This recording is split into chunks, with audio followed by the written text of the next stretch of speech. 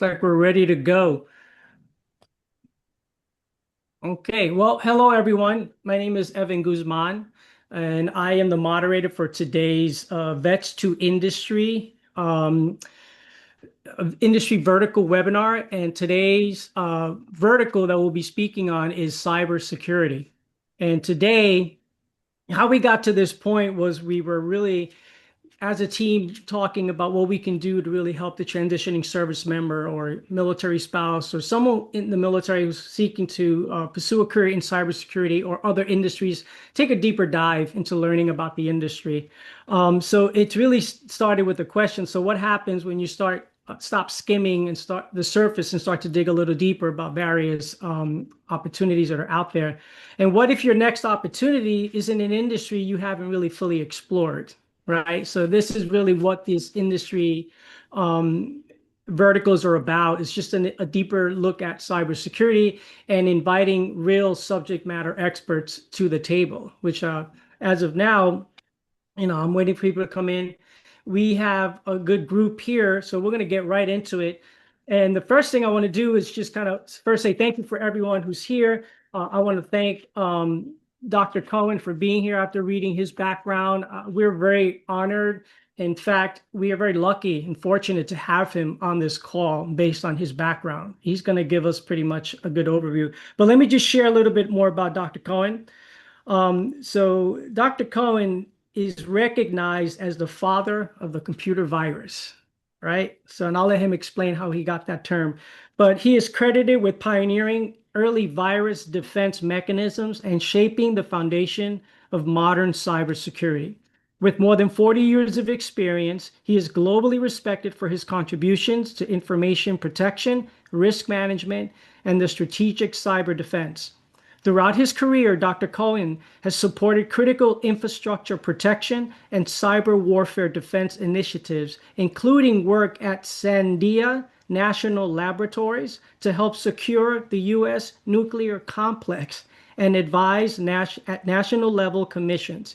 He has led seminal research in deception-based security, advanced the science of digital forensics evidence examination, and authored more than 200 research publications and multiple influential books used worldwide. In addition to building cyber labs and academic programs, he has developed career-aligned cybersecurity curricula for iZen, and I'll introduce the iZen team shortly after Dr. Cohen, where his expertise and industry network continue to guide and strengthen the organization's mission. Fred, Dr. Cohen, thank you so much for being here. It's really an honor. And I'd like to just toss it over to you to kind of give us an overview of sort of what the industry then and now, and kind of share a little bit more about what are the emerging threats to America, maybe share any real world cases or any trends that you feel small to mid-sized companies should be aware about. So with that, I'll flip it over to you, Dr. Cohen. Great. Can everybody see my screen? Yes. All right, there you go. Good. So I love interactive discussions, but I'm going to give my 20 minutes first and then take all the questions and answers you like. On the right of the screen, you see an automatic defibrillation device. These have been around starting about 50 years ago, and now they're fully automated to where somebody with essentially no experience can save somebody's life in a matter of minutes. This is a cybernetic system. It's fully automatic. It involves computers. It's not connected to the internet. And that, as far as I can tell in history, there has never been a successful attack against one that didn't physically alter it. And I'm not aware of any physical alteration attacks as well. So that starts to give you a hint. If you decided to connect that to the internet, then you might start to have problems. So I wrote an article in August of last year that's called "The Dam Seems to Be Breaking." It's on all.net, which is one of my websites. Essentially, all personal identifiable information has now been leaked. In fact, I think the US government has decided now to change all social security numbers, which means we're going to have 300 million plus people having to remember their social security numbers. I hope they don't make it more digits or we'll all be in trouble. Essentially, all widespread operating environments have been successfully attacked. There's a lot more bad advice than good advice out on the internet. If you look stuff up, you'll get a lot of wrong answers. We're just starting to see cognitive attacks emerge. These are attacks where people are going automatically at the thought process that people have. Now, in the history of cyber attack, there have always been people that have been lying and faking things to get past people. It's now just being automated by generative AI and similar kinds of mechanisms. So deep fakes, the new breed of spam narrative attacks is what we call them, where you pass narratives, and large language models are facilitating this. Automated attacks are getting easier because the attackers use AI to generate hundreds or thousands of times as many attacks in the same period of time as they used to do. It used to be hard, now it's easy. And the defenses are getting harder. Now, just so you understand it, we've been automating defenses for 75 years. I haven't been around for 75 years, but we used to look at audit trails, and after you get to about 1,000 audit trail lines in a day, which is the 1950s, you can't keep up anymore. No human being can look at it and make sense. So you need automation to do this, but there are some fundamental limits that we know about and have determined over time. On the other hand, privacy is gone, but transparency is emerging. At least we hope it is. It's a lot harder to hide today than it used to be. All the cameras, all the information, all the databases. We're seeing an emergence of civil AI that's going back to lots of things being local. Right? Way back, everybody's computer was local, and then everything got connected to the internet, or almost everything. And now we're starting to see sovereignty in these systems, where you can have a system that does things the way you want, that's yours, where your data is stored locally and only share it where you want. Good advice is getting less expensive. AI is making it much easier for people like me to automate answering questions. And I think you're going to be seeing this in the next couple of years coming online big time. Cognitive defenses are starting to be noticed. There's a whole field called CogSec, cognitive security, that's emerging as a discipline. And it's not all technical. It has to do with psychology, has to do with writing, has to do with how people interpret things, communications, and so forth, a wide range of fields. Attackers are also not innovating as much as they once did. They don't really need to innovate that much because the stuff they're doing is largely working, so it almost doesn't matter. But the time to adapt defenses is also getting shorter because increasingly we have automation to fix our defenses. So we're getting better at more quickly adapting ourselves. And also people are starting to ask more from big companies. And I'll talk about that a little bit later. So the question is, one of the great questions, what could possibly go wrong with that? Well, so at a basic level, it's this simple. You should assume that every system is vulnerability to some attack somewhere. And they're also being exploited all the time. And when I say attack, I mean destruction of integrity, availability, use control, accountability, confidentiality, transparency, and custody.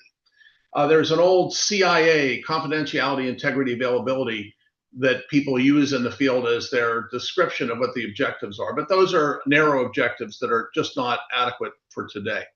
You should assume all systems are connected. Almost every system is connected today, which means you can get into anything if you know how, and change anything if you don't screw it up along the way. The big problem with changing things is you can screw up your own access and not be able to change anything after that. So you can break things pretty easily, but getting past all the things you broke is maybe harder. And by the way, this is the price you pay for the benefits you get. The reality is people are living longer, healthier, easier, happier lives today than they were 50 years ago. And that's largely because of information technology and those advances. I just want to ask you to start thinking, how has it helped you? What would your life be like without it? Think about all the things you would be missing if you didn't have any of that capability. It's really a matter of what's called risk management. Risk it means uncertainty about the future. And for example, there's no risk in the question of whether you're going to die, right? We're all going to die someday, so there's no risk, it's certain. Now, when we're going to die, that's another issue, that's uncertain. So when we talk about risk, it's uncertainty about the future is another way to use that word. So, what could possibly go right? Well, we usually get reasonable amounts of integrity, availability, use control, accountability, confidentiality, transparency, and custody. We don't get failures, we get reasonable amounts. And the connectivity brings amazing capabilities. You can learn about anything, create a vast array of things, change the world for the better by using this technology. It's fantastic. And the benefits continue to accrue for now.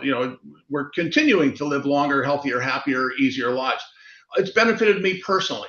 I had pneumonia when I was 2 years old, and without penicillin, I would not have been alive today. Now, that's not a cyber thing, that's an advancement in technology.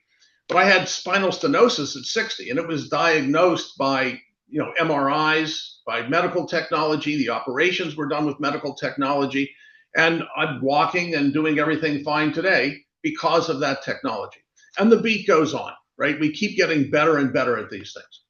So what's happening is we're co-evolving with technology, and we have been for a long time, and we're going to continue to do so, or we will perish as a species. Eventually, we're going to have to get off this planet, as a species. And if we don't, then we'll all die in a couple billion years. Well, none of us will be around anyway. But we can't do that without technology, and we certainly can't do it without information technology. So we talk about threats. We hear people saying the threats are getting worse. There are phrases that we use generically that aren't the phrases of the art. A threat is a threat actor. It's an individual, a group, or nature that acts or fails to act, and they intentionally or accidentally cause consequences we don't want. So that's what a threat actor is. Vulnerabilities are, the things that actors exploit, something they do or fail to do that produces undesired things. Right. And by the way, your desires are not mine, and I'll tell you about that in a second. The consequences are the bad things that happen. And by the way, there are also good things that happen. So those are also consequences of what we do. And your version of bad may not be mine. I want to take you to Stuxnet. This was an attack, not technically associated, but everybody seems to agree that it was launched by the United States working with Israel against the Iranian nuclear infrastructure that caused them basically a 5-year delay in the ability to develop nuclear weapons. Good for us, bad for them. I'm sure they think that was a bad thing, and we think that was a good thing, so it's a matter of perspective. So here's a question. Can you change the threats, the vulnerabilities, or the consequences? And if so, how do you do that? So I'm just going to talk for a moment about that. People, by their nature, are imperfect. There's a book, I'll show you the cover of it later, Fraud, Spies, and Lies and How to Defeat Them. It's part of the course that we teach at Eisen. It's also online and available for free. So reading about it, learning about it, training and awareness can help you, but it can only go so far. And one of the questions to ask yourself is, why do you believe, for example, that you can teach a person to figure out what is spam and not spam better than you can teach a computer? Because if we're depending on people to look at URLs and little stings and all this stuff on the screen before they click on a link, we're destroying the utility of the internet for them. So the need for automation, the need for better controls is critical, and people are not going to solve it. Then there are vulnerabilities. We find and fix. We've been doing that for 75 years, and it keeps breaking. I want you to note that the automatic finding of vulnerabilities is finding, I think one of the AI claims recently was that within a week they found 1,000 new vulnerabilities. Right. And by the way software works, when you fix one thing, after a point, you're likely to break something else. It just gets worse and worse. We don't have a national NTSB, National Safety Board for cyber, like we have for planes. And if we did, we might be able to make it so things get better and better with time, but we don't. We don't have a governance structure that's enforced. And without these things, vulnerabilities will persist. The consequences have to do with risk aggregation, usually through centralization and a lack of other separation, which causes most of the large consequences. It's because we put too many eggs in one basket. All right, so there are two important concepts I want to get in your brain here. One of them is that if you underinvest, you don't put enough effort, time, money into cybersecurity, you'll fail. In fact, if you don't do anything for cybersecurity, I think on average, if you put a computer on the internet, it will be less than a minute before somebody gains unlimited access to that system. That's on average from automated attacks. That's been true for 20 years or more. Okay, if you overinvest, there's no limit to how much money you can spend on cybersecurity. So if you spend all your money on cybersecurity, you won't get anything done. And by the way, availability is part of the idea. So you won't have any availability if everything is so locked down you can't access anything. So what we're aiming for is something in the middle, and you need expertise to get there. And so if you don't have the expertise, you need to bring somebody in who does. And our goal is to make it so you have the expertise. There's also this concept of trust, and it's fundamental to understand that you have to trust things in order to live. You can't walk out your front door without trusting that gravity is going to hold you to the ground. I mean, if you can't trust your own feet, you can't go for a walk. So zero trust can't work, but unlimited trust can't work because we know what happens. People just do whatever they want.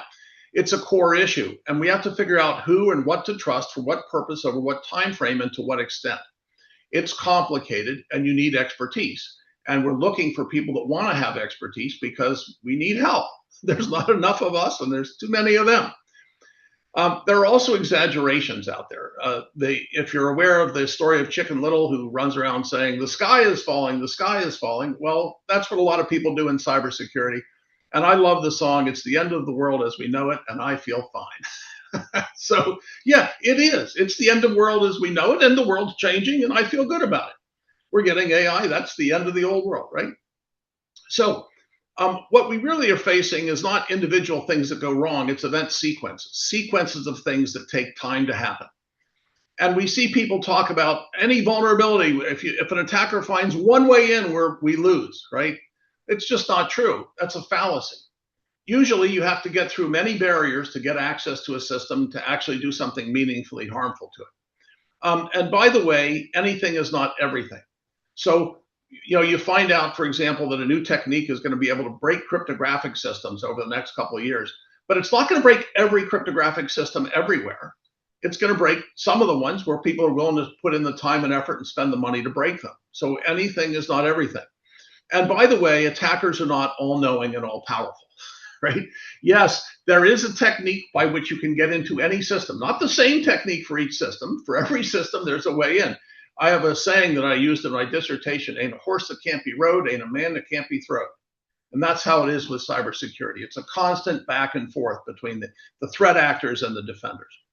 And so you find a lot of exaggerations. You have intentional ones, usually used for marketing to get more money from you, and the accidental that come from a lack of clarity and knowledge. We hear about the cyber Pearl Harbor.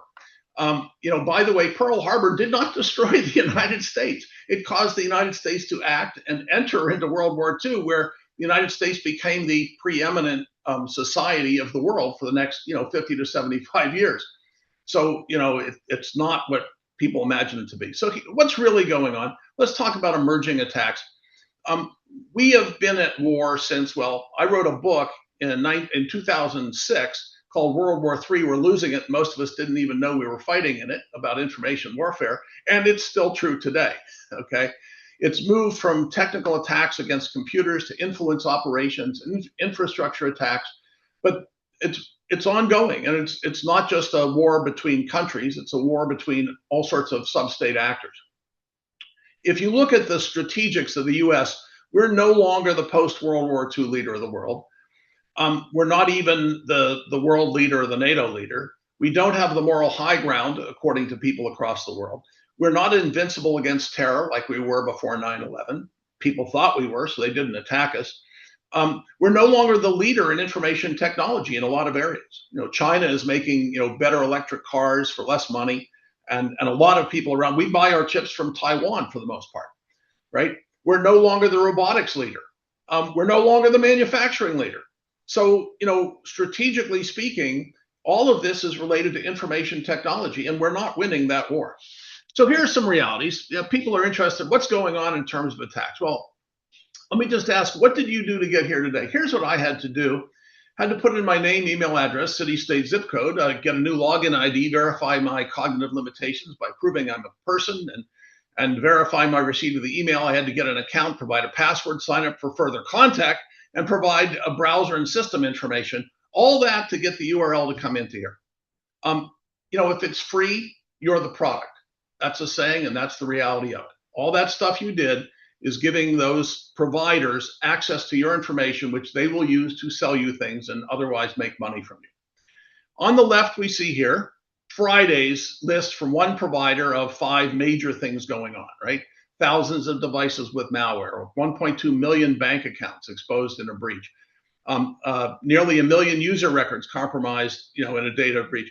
German rail giant hit by a large-scale denial of service attack. The rail stopped working. Okay, that's Friday. Okay, and just to be clear, that's the way the world is. When I looked at that, I said, just another Friday. Okay. Oh, and then there's the weekend. the Meta director of AI safety had AI on their system, and the AI agent accidentally deleted her inbox.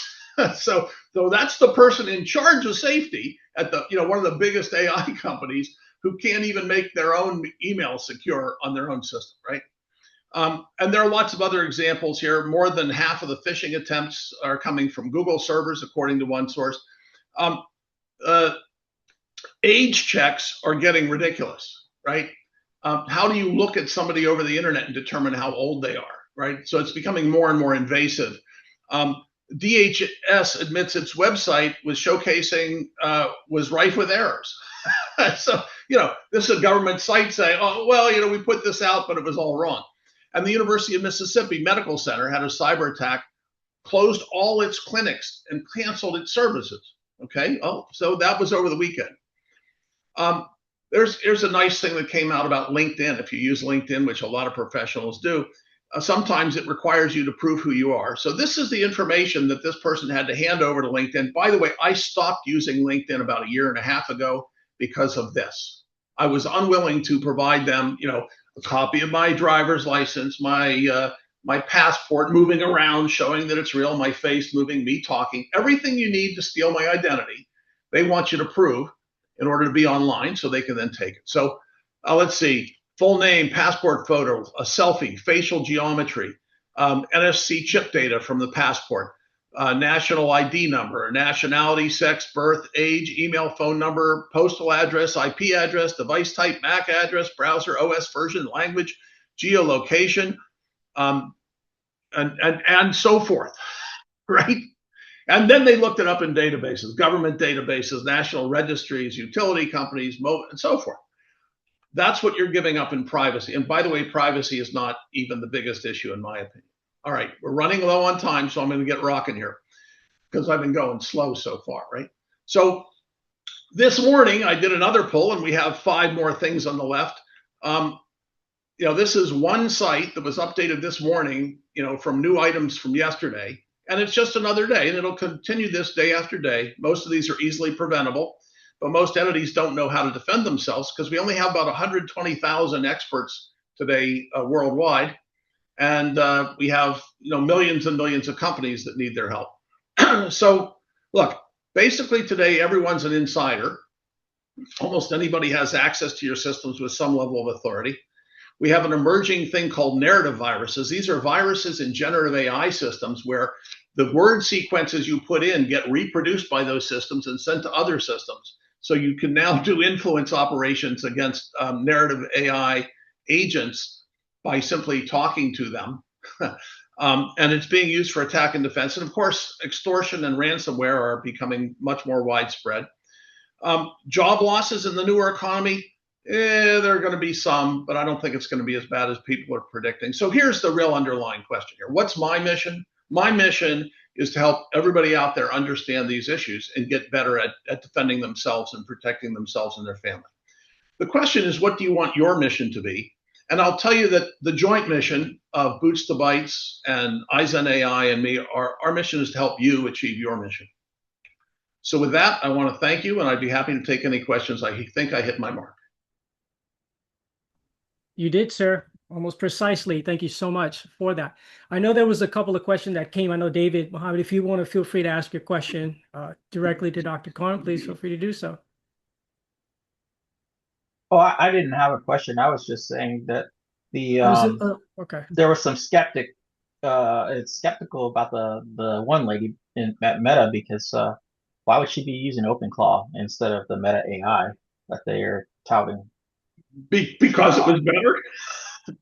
I mean, yeah, but I take everything a little bit of being skeptical because it is also part of advertising.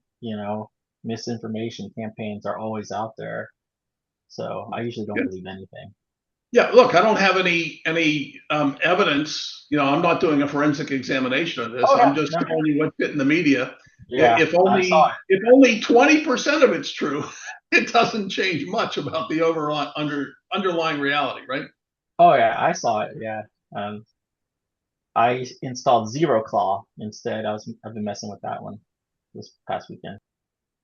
Yeah. So just so you know, I'm using generative AI for all sorts of things, but I have a methodology for it. So I have a bunch of old laptop PCs with their own batteries, so they can stay up, and their own disks, and I install a standard version of one version or another of Linux on it, and I put it behind a NAT gateway so it can't get to me, but I can get to it, and I install it there. And whenever I'm done experimenting with it, I'll copy out the things that I want if I want them, and then I will bring it back to Formula. I'll just reinstall an operating system from scratch so it's clean again. So I have a bunch of those, and I can just use them whenever I want to do those experiments without the infestation coming back into any of the systems I care about. And by the way, you can get a network address translation NAT gateway for about $50. They're very inexpensive, small, low power, very convenient to use. You just plug them in. You plug one computer on the other side that you're going to talk to. You plug the one on your side into your network, and you can talk to it, but it can't initiate anything with you. So that's a standard technique. Anybody can do it. Next question. Anyone have any other questions? I have one. Well, maybe someone is thinking about a question. You had mentioned the ATSB. NTSB, National Transportation Safety Board for airplanes, right? Yep. And you said there isn't anything like this for the cyber industry. Can you elaborate a little bit more on that? Do you think that's something that's necessary in order to really take cybersecurity more seriously? Well, the NTSB came into existence because planes were crashing and killing people, and people wanted to fly. They wanted to get places quicker. So the methodology they took was to put science to it. So they had a bunch of scientists in specialized fields, and every time there was a plane crash, they would go investigate it, figure out the root cause, and figure out what to do so it wouldn't happen again. And they changed procedures and policies and technologies and everything else, and they required the airline industry to go along with it. Now, that didn't stop individuals, with paper airplanes, or if you want to build your own plane and fly it, you can crash yourself. But for public transport via airplanes, over the years, it's made it the most reliable form of transportation. In fact, it's safer probably than going for a walk. And so if we did the same thing in cyber for a large scale, I don't want to get rid of innovation by any means. But if you're providing something that has potentially serious negative consequences, then yeah, I'd like to see those standards of practice, those sorts of things implemented with major events being followed up by major investigations and requirements that companies that are going to have more than this much effect on the country or the world, passing a set of tests and improving their systems over time. And if we did that, if we would have started doing that when I started my career, by now we wouldn't be seeing almost any of these problems. So, look, after you started speaking, the first thing I said, I'm never getting on my computer again, right? Because of all the scariness that's You're on your computer right now. I know. You have a watch. It's like your watch. That's a computer too.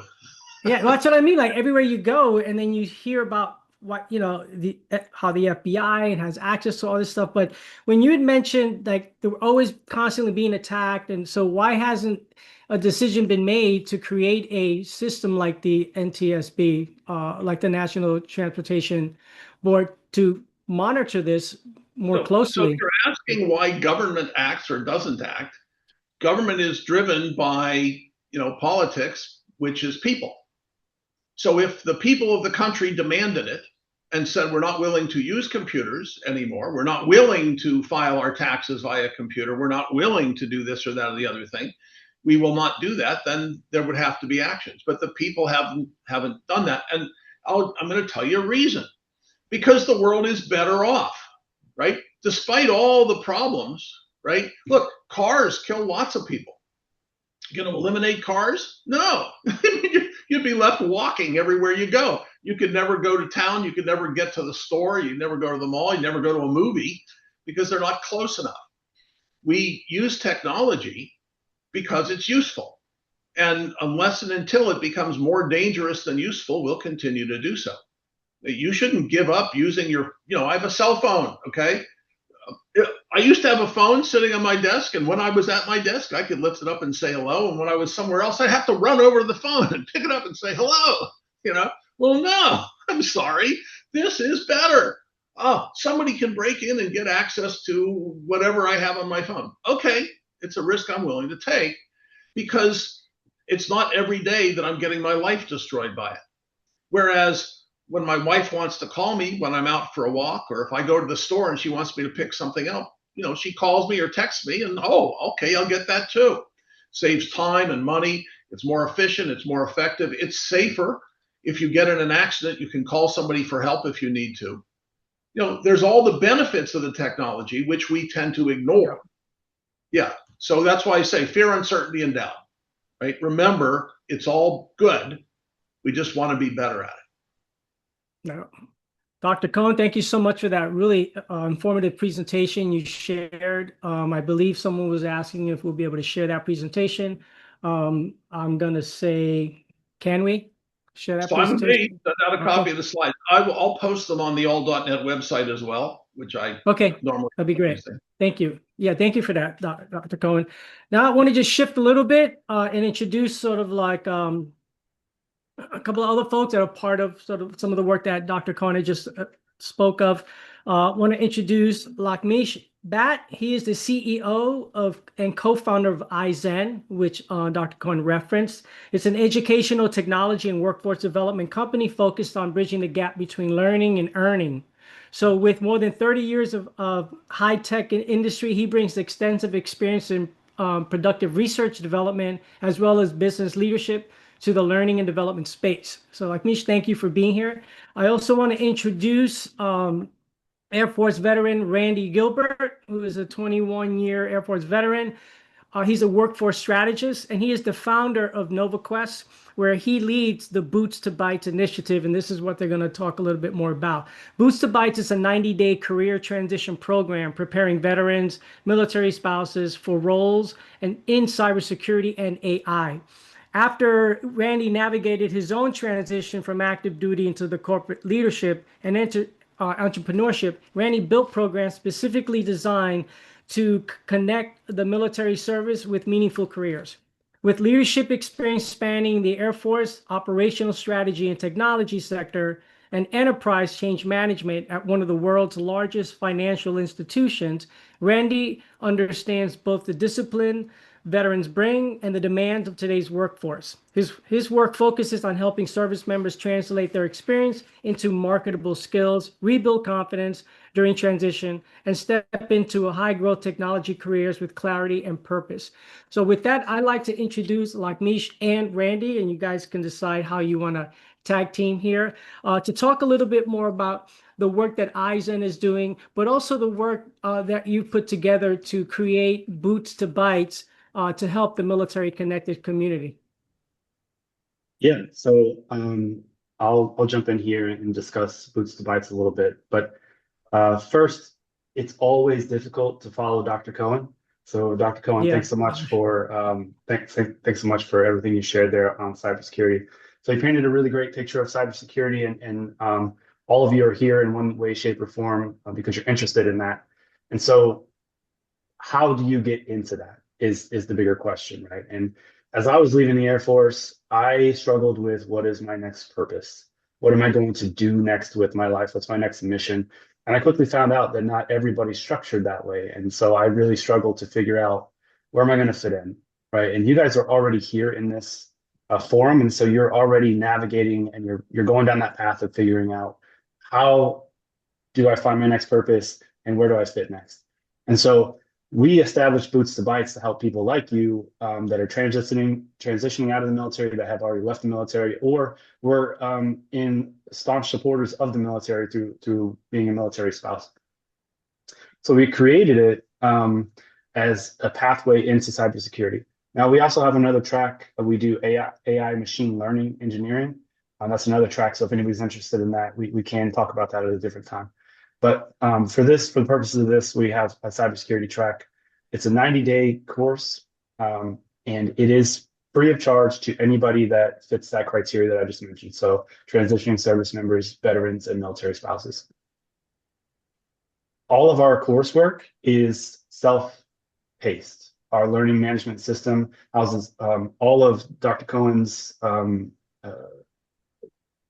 courses. So he has built all of those courses, and it's all self-paced in there. But we don't just give you access to a computer and say good luck to you. We travel that journey with you, right? So we have office hours every single week, and then you meet with myself and the other program manager, Pablo Perez. So we kind of shadow you guys, make sure you have everything you need. Dr. Cohen drives home all the cybersecurity stuff, and we handle the military transition piece, right? If you're leaving the military or if you've been out of the military and you're pivoting into something new, it is a challenge. And so we help navigate that because we have done that ourselves.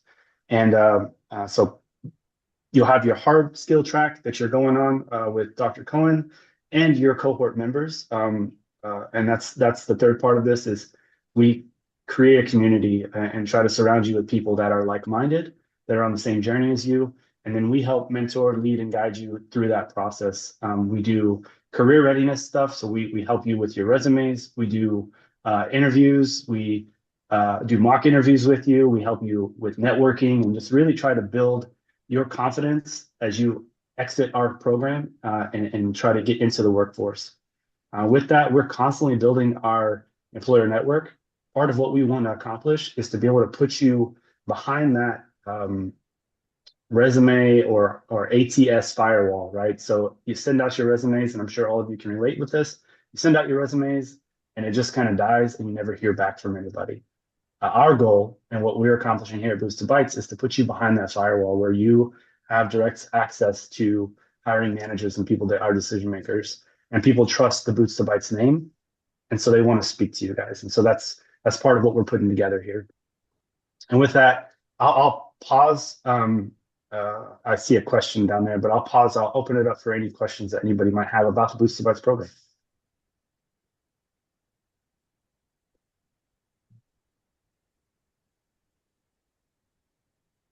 Couple of questions for you, but I'll probably let Lakmish step in and share a little bit more about sort of what he's been doing. But also just to keep in mind that, people are curious not only about hearing about cybersecurity, but they're going to want to hear a little bit more about sort of what do you believe are the top skills that most employers are looking for within this, industry.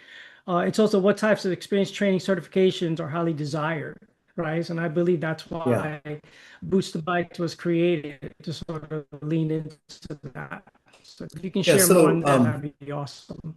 Yeah, I just want to add a couple of things, which is we are an official DoD skill bridge partner, and we built this vertically aligned for the military community. How do you build that holistic cybersecurity training, starting with the hard skills in terms of the questions you are asking? What are the key skills to be a top job candidate, for example, right? So to stand out in today's highly competitive landscape, you need to have specialized technical skills for sure, right? And then you need to get some proven technical, practical experience that goes with the technical expertise as well. And then in general, there are problem-solving skills that you need to develop, right? So, for example, you get a specific job-aligned technical skills to begin with. If you want to be a security operations center analyst, as an example, we study like network operations, what are the types of attacks, methodologies, and how do they progress, and how do you utilize automated tools and response tools, etc., right? So, and then in addition to that, you apply these technical skills in real world in high stakes environments, right? And finally, the technical capabilities are half the equation, right? So you must be anchored by cognitive skills, like ability to critically think through complex and novel situations, because cybersecurity cannot be just taught like 100% and then you just execute the script. It's never that way, right? You need to be able to think on your feet, and every situation is unique, and you need to be able to approach this from a problem-solving mindset, right? That's what we try to teach by providing real world scenarios and case studies, and what happened and why it happened and how could it be avoided, what are the learnings, and those kind of things, right? So we try to bring in all those aspects into our Boosted Bytes program, and the other aspect to that is, in addition to the combination of soft and hard and cognitive skills and everything, one is the mindset and kind of seeing what's relevant from your past experience, etc. Because we brought in Randy and NovaQuest to run our Boots to Bytes program for that reason, because they have that military experience. They can relate to the military community in terms of the portable skills. There are a lot of skills that are portable from your military experience to in the civilian career as well, right? So that's something we try to bring out in addition to all these technology and practical problem solving, etc. kind of skills that we talked about. I hope that makes sense. Yeah. Yeah, well, that's Absolutely. me. And I know Evan, there we was do have some a few people. questions. You mind if I address those? Yep. Yeah, please do. Yeah, so I'll go up. Burville, so it's what's the schedule like? After April, what is the next cohort? And then what are the requirements? So we do quarterly cohorts at the start of the quarter. So our next cohort kicks off the first Monday of April, and then it'll be July, and then October, and so on. And we, as Lex mentioned, we are SkillBridge partners. So we understand also that SkillBridge requires a little more flexibility than a hard quarterly start and finish date. So if you are or somebody that is SkillBridge eligible and they want to join, please put them in touch with us. We are flexible and can work with them on our dates. But for the course as a whole, quarterly start dates, requirements to join. Laxmish talked a little bit about the cognitive stuff. You've got to have that problem-solving mindset, be mission-driven. And so when people talk about, hey, what's the cost of this? My answer is always $0, but we charge you, and what we expect from you is drive and motivation, right? That is your payment to us. The second thing is your input and your feedback. We run this course for free, but without your input, we can't get better. So those are the things we look for. We look for drive, motivation, and feedback. So that's the cost to you guys. Is this available for anyone overseas? Absolutely. I think we are an excellent option for people OCONUS because we are fully remote, and so we have had people take advantage of that, which is excellent. The only thing is the time zones, the difference in time zones. We can't adjust our entire course to accommodate a handful of people, so we would ask that you join the courses when you can. Someone asked about what the schedule is like. I'll run through it just really quickly. Every Monday, we host our soft skills and cohort meetings. Those are taking place in the evenings now at 6 p.m. Eastern time. So 6 p.m. Eastern, we have a Monday cohort meeting. We ask that everybody attends that. That gives us a lot of unity, a lot of community input. We go over the soft skills aspects. That's where we talk about all of the career readiness pieces. And then on Wednesdays, we have office hours for our AI team. And on Thursdays, we have office hours for our cyber team. So that's sort of the cadence. The in-between is you. That's you being driven and knocking out the coursework yourself, asking questions. We stay connected via Slack. We have a whole community there, and we're always going back and forth within that. But you have to be driven to do this because it's not an in-person thing where we're gonna press you and say, "Did you do your work? Did you do your work?" It's not like that. So if you want to join us, you got to be ready to be self-motivated. What other questions do we have here?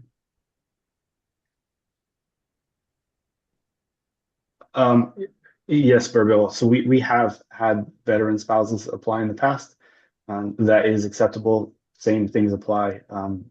You need all of those prerequisites to be able to jump in.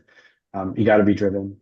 One thing I will mention is a lot goes into this course.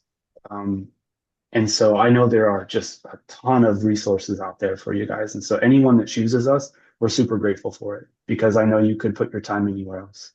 As a result of the time that we put into it, if people join our program and then ghost us, we do have a disengagement fee of $500. So you won't have to pay that if you continue going through the course and you work with us. And I will say to date, we've not charged anybody that because everybody works with us. But that is our policy: is if you choose our course and you take our time, but then you ghost us, then we charge you for our time. But other than that, it is free. There were a lot of things that came in here. I might have missed something, but if there's anything else, please feel free to come up on audio. Yeah, there were like a bunch that have come in, but again, we want this to be an open session. So if you have a question, please feel free to put it out there in case it wasn't answered, because a lot of them started coming all at once, and so. Yeah. Yeah. So, all right. So you did answer the question. There's no cost for transitioning service members, U.S. veterans, and military spouses, and I think someone had referenced veteran spouses, which obviously, it should be considered, but if you decide to join and then kind of ghost, then you would charge for your time in that regard. So I think that's the incentive, right? Complete the course, and it's 12 weeks, right? And then, Yeah. Right? Okay. Yeah, I That's just want to correct. make sure. That's correct. And it So is it like a self-study or life course? One question came in, is this like a self-study or live course? so it's a combination. The bulk of the work that you're going to do is self-study, but we do host live office hours where you come in and you can discuss what's going on in your course, and that is done directly with Dr. Cohen. Okay. Yeah. So it's funny because when you hear from Dr. Cohn and his experience and everything he's done, and then to really learn that he's actually, the godfather of the computer virus, right? You really harken back to a time where I used to work without aging myself, work with mainframes, and that's what I was recruiting for back in the day before all this other stuff. And I remember there was always concerns about security and I learned something today from Dr. Cohen that there is a difference between hacking and attacking, right? In the technology world. And I think those distinctions do matter, right? What is the difference between a hack versus an attack? Because I think the terms have been used loosely, but that's the point of these discussions, is that there's little things that we just don't know about. And I think that after today's lessons and then hearing that Dr. Cohen put together this curriculum that you're learning from real live subject matter experts. This is definitely not an AI driven type of course. It's really just experience based. So, not for anything. If you're interested in signing up, I would definitely do so, and obviously complete the course for the 12 weeks, and it's 10 hours per week.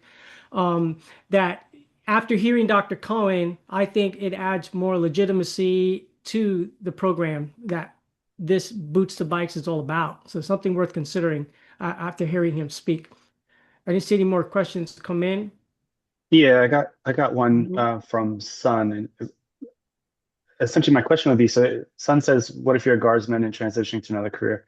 So if you're transitioning within the military, we're probably not the course for you, because our goal is to get you that civilian role. Our goal is to help you pivot outside of the military. So if you're trying to cross train within the military, this is really not the course for you. But if you're leaving the military, entering the civilian workforce, or you're a guardsman and your civilian job, you're trying to pivot, then we can absolutely work with you and help you. Yep. Someone had just asked, what if you have no experience in trying to get into tech? Question from Kelvin. So this course, now I will say, I mentioned we have two courses. Our AI course is not for you if you have no experience. It is incredibly difficult. If you're trying to get into cybersecurity and you have no experience, we will surround you with a community of people that are in the course, that have varying ranges of experience. And if you are driven, then this is the course for you. But if you're coming in here to mash on the keys like we do with our military computer training, it's not for you. All right. And that's directly from an Air Force veteran. So no BS there. Let me do it. Okay. Any more questions, concerns? If there aren't, I'll just give a minute. Okay. Well, we got Gary who's interested, which is great. Okay, here we go. Here's the question. What do you mean experience in AI? I use AI, not so much, not such as different, but AI software. Yeah, so the difference here in and Laxmish can back me up here, is if you're using AI, if you're using Gemini and ChatGPT or Claude, there's a difference in that. That means that you understand what AI can do. But our course is geared towards building those models and being a machine learning engineer. And so you would require some sort of programming language experience and understanding how to build those things versus use them. Yeah, that's right. Okay. The program is structured from basics to intermediate to advanced levels. Though we do talk about programming like Python, statistics, etc., you need to have some background. It's not meant to be a programming course, right? You should have some background. Similarly, on the cybersecurity side, it's good to have some networking experience, some general, exposure to the computer world, and all of that is probably true for most of the people today, right? So we don't get into programming and any technology development, but doesn't mean that the course itself is easy, right? Meaning, it gets into the world of networking, all the concepts and the entire landscape of cybersecurity in terms of the integrity and all those things that Dr. Cohen talked about. It starts from the basics. It builds it to a level where the skills required to be a security operations center analyst, right? It takes you to that point where you learn about the attacks and detection and tools, and so it has a journey from basics to the job aligned skills. So if you have some basic knowledge of the computer networking world, you can succeed in this course, in the cybersecurity course. Mhm. Do you find that there are employers that understand these challenges? Because I know Dr. Cohn referenced that there are more jobs than there are people. And I think the skill sets do matter. But do you see that employers are leveraging your organization to not only hire the right people, but hire the right people that have the ability to get to the next level and grow within the industry? Because part of it too is they look for the experience, but as an HR practitioner, we also look at the passion that a person has. Is I love computers, I love working with this, and if you train them the right path, on the right skill sets, that they can learn and grow within an organization. Have you seen employers deploying that type of tactic from within once they hire someone? I I would think so. So people are moving more and more away from pure academic degrees and valuing the apprenticeship type training Right. programs, right? And especially in today's AI world, when information is at your fingertips, what becomes more important is the authenticity of the instructor, the curriculum, and also when the AI tools are kind of automating more and more technical grunt work, your ability to kind of put things together and have a kind of ability to think through novel situations, right? Come up with Mhm. like connecting the dots and those kind of cognitive skills. They become more important, right? I think Yeah. that's what the employers tend to look at when it comes to these kind of training programs. And also, the other thing we have seen is um, because of the huge supply-demand gap here, more than 3.5 million unfilled cybersecurity job roles as of today, they tend to look at alternatives, right? Go beyond the traditional degrees and look for people from other corporations. There is this invisible workforce, right? Like the military community and other places where Mhm. typically people don't look at. And especially given all the portable skills that you bring from the military experience, I think people are starting to realize that there are always things that you can teach on top of those basic cognitive and soft skills and overall a broader technical background. The actual skills related to jobs can be taught, and you can certainly be groomed into specific roles. So. Yeah. And one last question we got from Amani is, are there any opportunities to obtain commercial certifications during this course, specifically through the SkillBridge program? So you will be given the Eisen certification, which is more focused on the overall cybersecurity skills for the job role that we talk about here. However, you can augment that with any vendor-specific certifications that you may want to get later, right? Which is could be a Cisco certification or CompTIA certification, those kind of things, right? That is something you can prepare for leveraging the things that you learn here, right? Though we are not in a position to provide those certifications, you'll have to go there. Correct. But then a general skill mastery level certification is something we issue from Eisen with, it's kind of a proof that you have learned the job aligned skills Right. for this particular role. Right. Like the basics Yes. of what you need. Okay. Yeah. And So we we got have, some other, say that again. sorry, Evan, we have had some of our students go on to get CompTIA Security Plus. They use us as a springboard, but like you mentioned, we don't offer those ourselves. Yeah, appreciate it. So I should say, Dr. Cohen and Randy, thank you so much for responding to some of the comments that have been coming in. It's been good. And Lakmish, thank you for joining and sharing a little bit more about Eisen. I hope that everyone walks away with a little bit more understanding and a good resource now that they can follow up on. And again, VETS2INDUSTRY is here to continually support the military connected community in more ways than one. So if you're not following V2I, please do. Also, just to know, there's another opportunity to leverage post-veterati, which I'll put in the chat board here so you have it. If you're looking to connect with industry or people working in industry or people who have a certain expertise, try to look for a mentor on postveterati.org as a way to continue to network through mentorship. You'd be surprised how one conversation can really change the trajectory for someone who's struggling to find the right opportunities. These sessions, we hope to continue more as we move forward with VETS2INDUSTRY vertical webinar. This one was cybersecurity. We hope you others will join us for the AI, entertainment, finance, and healthcare, and others that we're all working together to assemble to make it really fun and innovative. But the goal is going to be to hear about sharing insights from the individuals like Dr. Cohen, from Randy, and Lakmish, as well as providing industry resources and a career pathway. The hardest part is really just knowing where to go to gain some traction. Today's market where you go to a job and apply and then you wait, it's just not working anymore. People need to continue to network and find the right connections. And we're hoping that V2I and Post Veterati can really be a resource for the military connected community.